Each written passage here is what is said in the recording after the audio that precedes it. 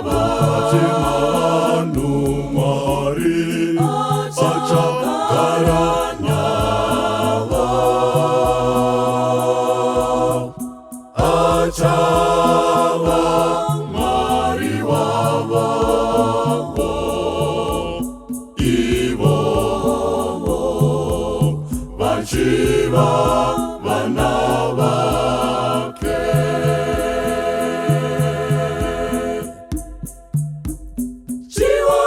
Chionai ugaro wa Mwari,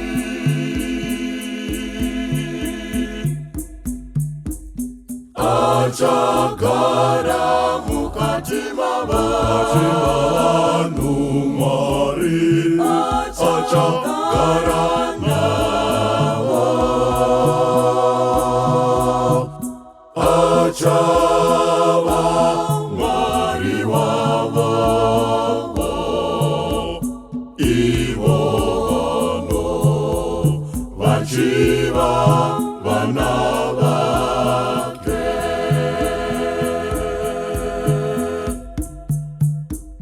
Chionai kuti ndava kuvandudza zvinhu zvose,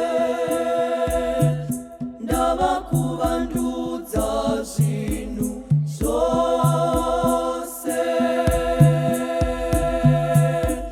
ndiko kutaura kwaMwari.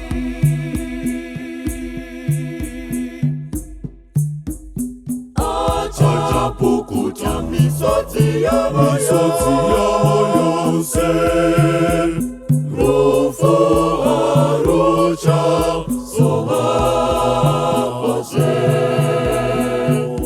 kana kuchema kana kuungudza kana kutambudzika,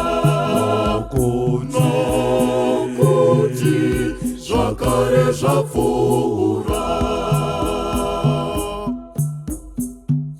Ndini Alpha, ndini Omega, ndini mavambo, ndini magumo, ndiko kutaura kwaMwari.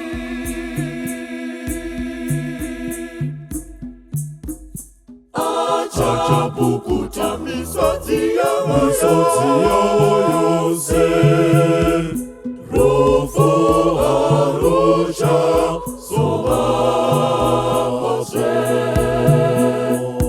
kana kuchema kana kuungudza kana kutambudzika, nokuti zvakare zvapfuura.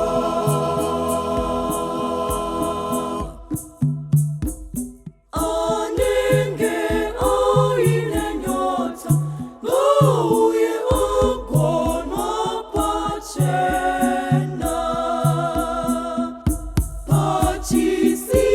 pachisipiti choupenyu, agonwa pachena pachisipiti choupenyu, ndiko kutaura kwaMwari. Achapukuta misodzi yavo yose, rufu haruchazovapazve, kana kuchema kana kuungudza kana kutambudzika, nokuti zvakare zvapfuura.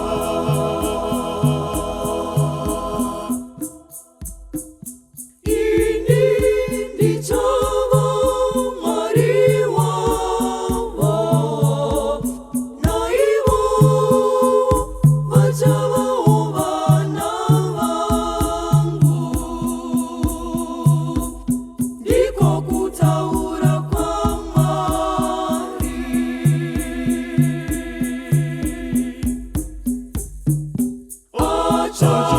kuta misodzi yavo yose rufu haruchazovaozve kana kuchema kana kuungudza kana kutambudzika kuti zvakare zvapfuura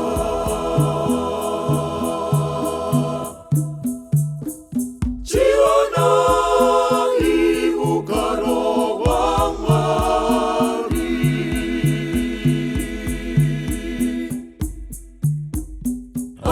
achagara mukati mavanhu Mwari achagara navo achava Mwari wavo ivo vachiva